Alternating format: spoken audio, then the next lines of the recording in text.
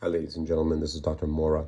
I just finished doing a virtual educational session on a patient that suffered a chronic pectoralis major tendon tear, an old tear involving the pectoralis major. This is what I drew out as I was evaluating the patient's MRI.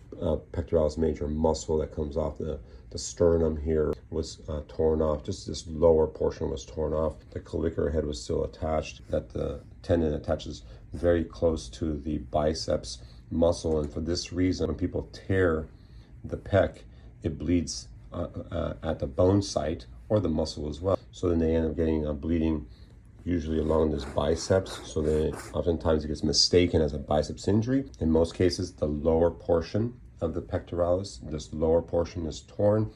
So just a couple of take-home points. Number one is, if you think you tore your pectoralis because your arm became bruised after you felt a pop while doing bench press, you probably did. Get an MRI of the pectoralis major tendon, not the shoulder, but the actual tendon. And that way the radiologist will focus on this area right here. If you feel a pop, bruising of the arm, a little bit of bruising over here, MRI as soon as possible, and get seen by an orthopedic surgeon that specializes in sports medicine, because it can be fixed, especially if it's a significant tear.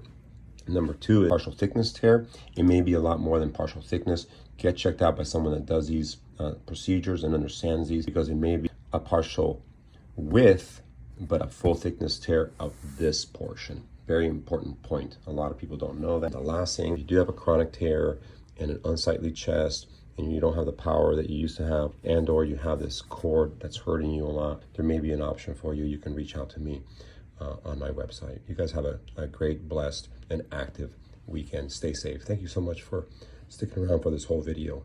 Bye-bye.